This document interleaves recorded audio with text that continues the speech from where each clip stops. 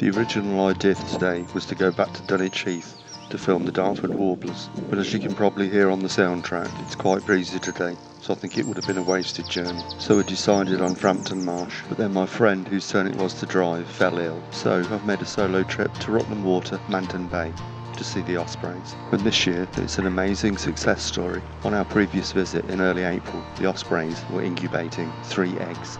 After that, Maya laid another egg, and now all 4 chicks have hatched and are thriving beautifully. But they're mostly out of view at the moment, but just outside the shallow water hide is a great crested grebe nest, and the bird is obviously incubating eggs. I'm not sure if it's the male or the female, they look very similar, and both incubate the eggs. I've noticed a bird on the other side of the fence. I'm not sure if that's the mate. I don't think so, it looks like there's the beginnings of a nest there too. And indeed, it is another pair of grebes. The female is laying flat, which is a sign to the male that she's ready for him to mate with her.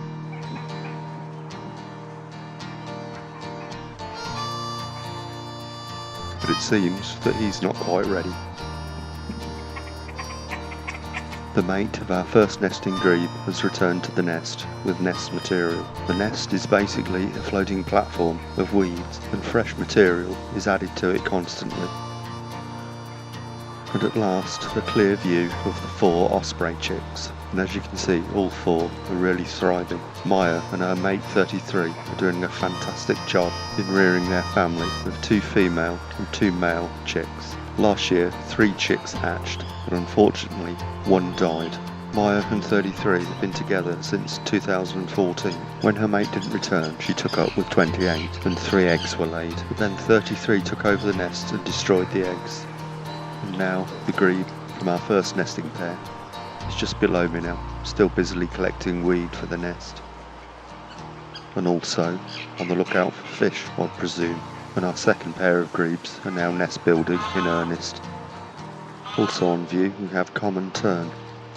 There's at least 5 or 6 out there, busily fishing in front of the shallow water hide, which by the way I have all to myself, or at least the bottom tier of this new 2-tier hide.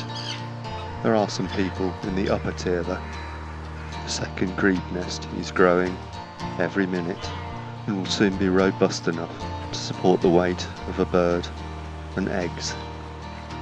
A common tern perches on a nearer post, allowing me a closer shot of this beautiful bird, and the fence posts are also a handy perch for the pied wagtail, busily hunting for the myriad damselflies that surround the hide. This one is quickly gobbled up, but there's a pair of wagtails, and I'm pretty sure they have a nest nearby.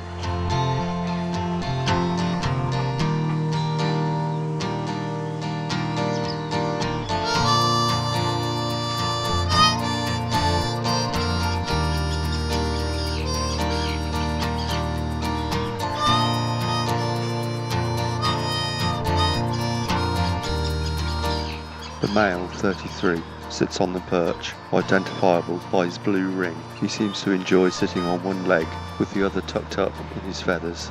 His mate, Maya, is off fishing somewhere. She eventually returns to the nest, but with no fish. She begins to tend to the nest, moving and repositioning sticks.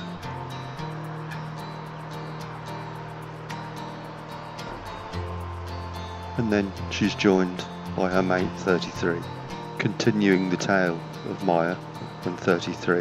When he drove off 28 and took over the nest, he kicked out the 3 eggs that had been laid. He mated with Maya, but unfortunately no more eggs were laid, but the pair have bred successfully ever since. 3 greylags have just come ashore from a larger flock out on the water.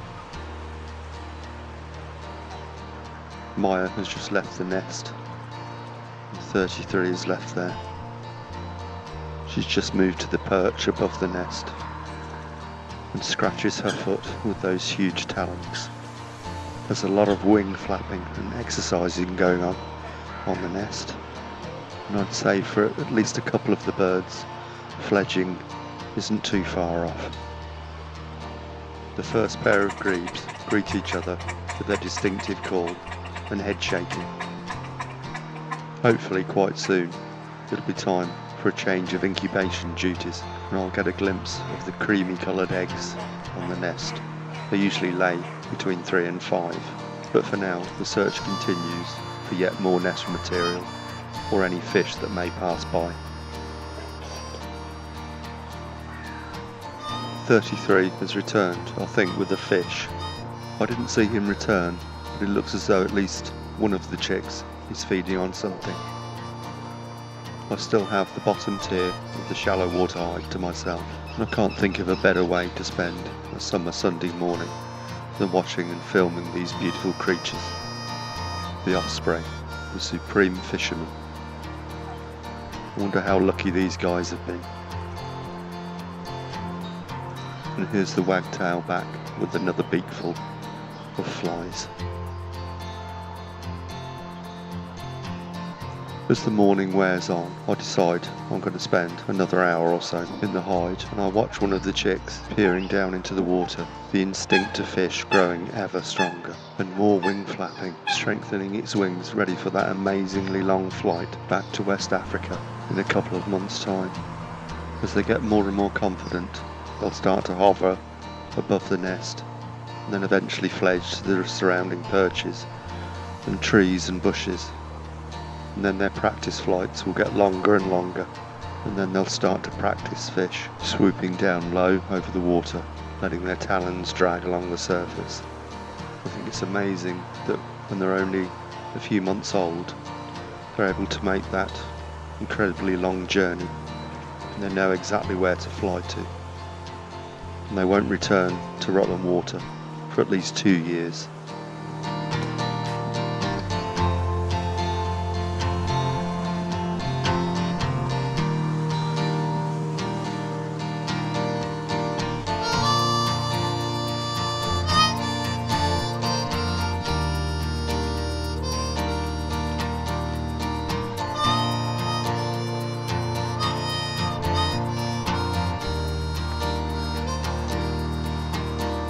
Maya sits calmly on the perch while her healthy brood continue to exercise their wings, and here's one of the chicks in full flight above the nest.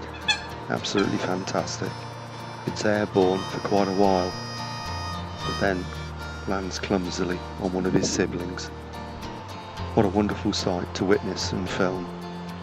Absolutely fantastic.